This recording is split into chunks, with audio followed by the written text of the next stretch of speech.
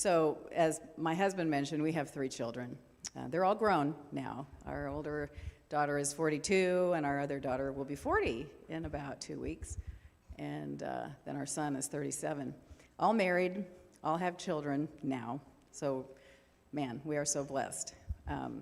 So our daughters were the older 2, and our son was the youngest, the baby, which was what I was. I had 2 older brothers, and I was the baby. Our son always marched to a little bit of a different drum. He's a very right-brained child, for those of you that kind of takes after his father in that regard. He's very, very artistic. He's very musical. But he always struggled a little bit in school. School was a challenge for him. He wasn't an academic like some of us were. He struggled with math. He struggled with science. I used to say if I could put Corey's schoolwork to music, he'd be brilliant, because he would listen to a song and instantly he remembered all the words. The second time he'd hear the song, he'd be singing along all the words. But he struggled. He struggled with self-esteem. He was a bit of a follower. And all my kids went through Adventist school. They all started in kindergarten at a place called Foothills Adventist Elementary School, which was near PUC. Went there through 8th grade. The girls went through PUC Prep, which was the preparatory school for Pacific Union College.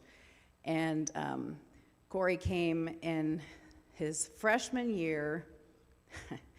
He didn't always make good decisions, and they went on a trip to Rio Lindo Academy, and he met up with a girl that he had gone to elementary school, and lo and behold, he got caught smoking a little of the Marijuchi. Well, guess who had just written the drug policy for the academy? I had. So, of course, he had to stick by the drug policy, and he got suspended for 2 weeks, beginning of his freshman year. Well, that essentially labeled him as a bad kid.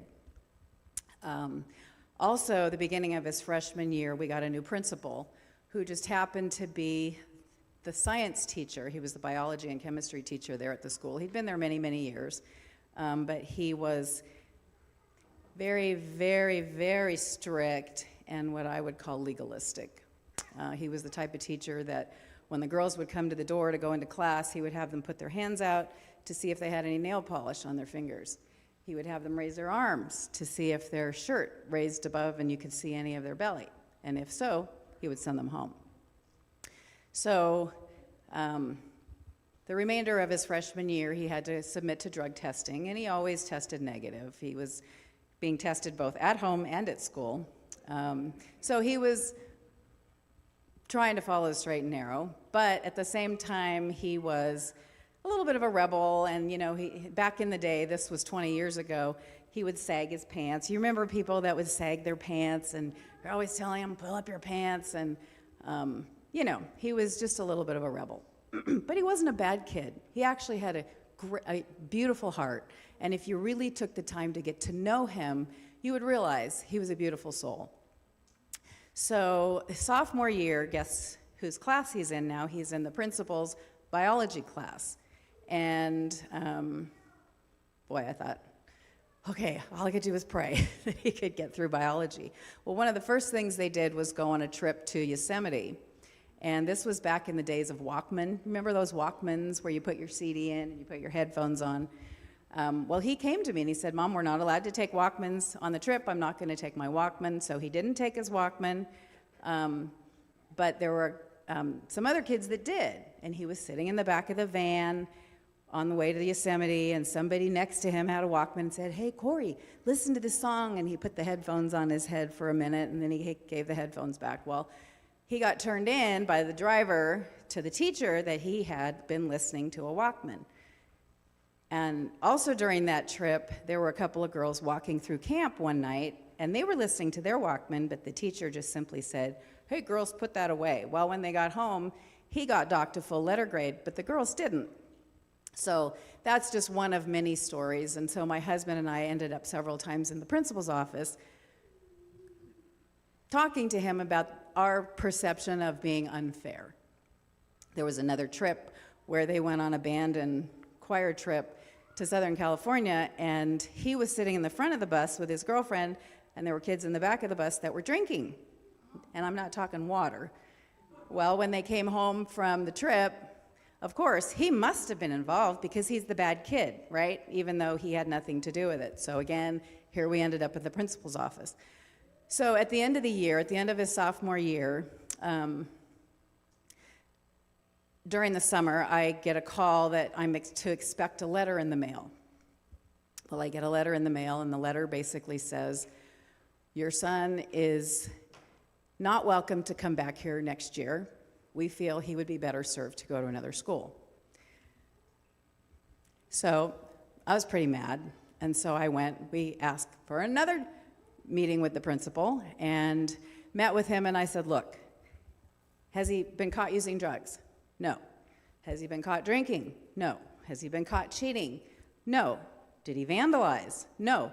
What did he do? Well, we just think he needs an attitude adjustment. We don't like his attitude. So I called a meeting with all the teachers, and of course none of the teachers, well, there were two teachers, the art teacher and a school counselor stood up for him and basically said, you know, this is a good kid. If you get the opportunity to get to know him, he's actually a really nice kid. But none of the other teachers would say anything. I think they were all afraid to say anything in front of the principal. So then I called a board meeting with the school board, and that didn't go anywhere. So needless to say, our son was not welcome to come back to school there. We were told that if he showed that he was successful in another school, then maybe he'd be allowed to come back. So he actually ended up going to an adult school in Napa, and then also joined what's called a regional occupational program, where he went to a cosmetology school, where he learned to cut hair. And he actually did really well. He was one of the top in his class, and so at the end of the semester, I went back to the principal and I said, look, he's doing great. I can tell you that he's doing really well in cosmetology. He's passing his classes at the adult school. And the principal's response was, well, that's not a real school. That doesn't count. So he was not invited to come back. And then later on that year, our son ended up having a terrible motorcycle accident. He was almost killed, and then he went through some really rough emotional times after that. I actually had concerns that he was suicidal many times, so sorry. So for the next 2 years, I harbored a lot of anger. Our son didn't want anything to do with the church, nothing to do with Adventism. He felt that he had been judged, and he felt that every time he walked in an Adventist church, that he was judged for who he was, because he had longer hair, because he had been kicked out of school. And so I was angry, I was bitter, I was resentful. And every time I walked in my church and I would see the principal across the room, I was angry. I was really angry, and I just carried this anger, and I felt almost hypocritical going to school, going to church. So this went on for 2 years until it was almost time for him to graduate from high school and from cosmetology. And we had a good friend who was the kid's 5th grade teacher, who had a daughter that was in medical school, and she had suffered with anorexia for many years. And her professors in medical school at Loma Linda actually contacted their parents and said, we're really worried about her. We really think she needs to go into therapy. So she went into therapy. She actually took a semester off, went back to school at the end of the semester, but ultimately ended up passing away. Her mother tried to contact her, couldn't reach her, drove down to Loma Linda and found her in her apartment. She had passed away. So we ended up going to the funeral. And my husband and I and our daughter went to the funeral. And after the funeral, I was up in my daughter's room one day, and we were having a conversation, and we were just talking about the value of life and how precious life is, and how you really have to appreciate each and every person in your life, and you have to make sure things are right with the people in your life. And she looked at me and she said, Mom, you need to forgive that principal. I'm not going to use his name. She says, you need to forgive him. Oh, it was like a knife in the heart. And I thought, she's right. She's right. I need to forgive him. but I don't know if I can because of how much he'd hurt my son. Sorry. So I don't know that I slept much that night because I just kept thinking about how important it was to forgive. And the next day I had business up in Lake County, which was about an hour's drive, and I kept thinking about it all day long, all day long, all day long. I need to forgive him, but I don't know if I can. I don't know how he would react. I knew if I were to forgive him, I would have to do it face to face to make it real. So all day long, I was just really agonizing over it. And so on my way back, you'd actually have to drive past the school to go home. And literally, it took the minute I drove past the school, I thought, okay, I'm going to do it. So I pulled in, and it was after school hours, so the students were gone. And I pulled into the parking lot, and his van was still there, so I knew he was there. And I sat in my car for about 15 minutes. I think I ran down to the gym to go to the bathroom because my stomach was turning. And I think I finally prayed and said, Lord, help me. I don't know if I can do this. And so I walked into the administration building, and his office was the first door on the right, and he was sitting in there. Now, mind you, I hadn't talked to this man in 2 years. He was sitting in the office on the right on the phone, and he kind of looked at me, and he's like, you want to talk to me? And I nodded my head. He says, give me a minute. So I waited outside, and he finally called me into his office, and he pulled up a chair, and I thought, this is really uncomfortable. But I sat down across from him, and I looked at him, and I said,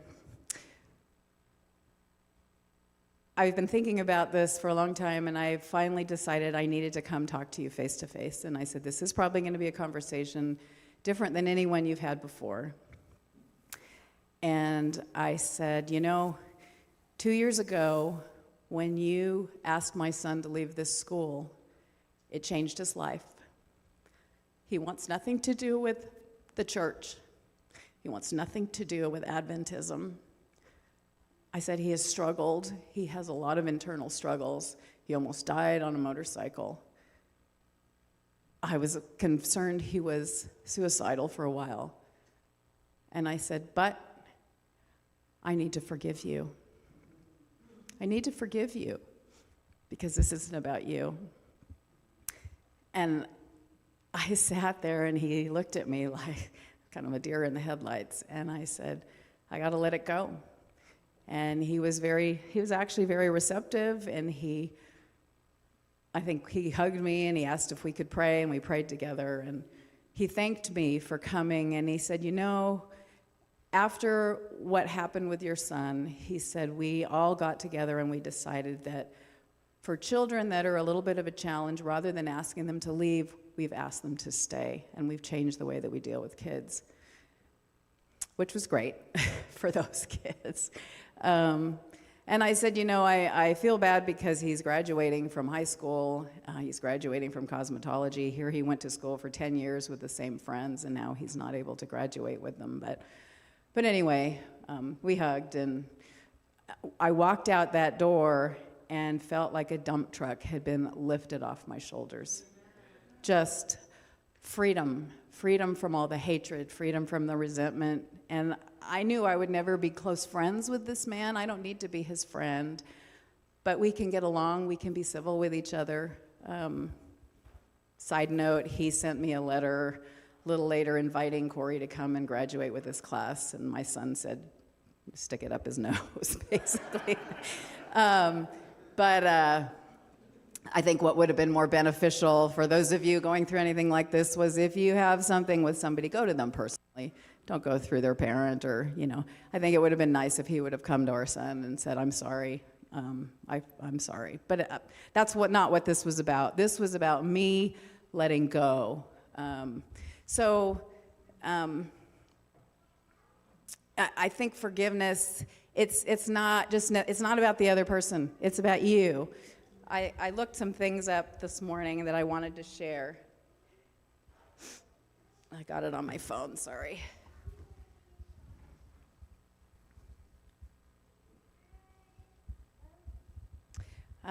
These are just a couple of things I wanted to share. Why is forgiveness empowering?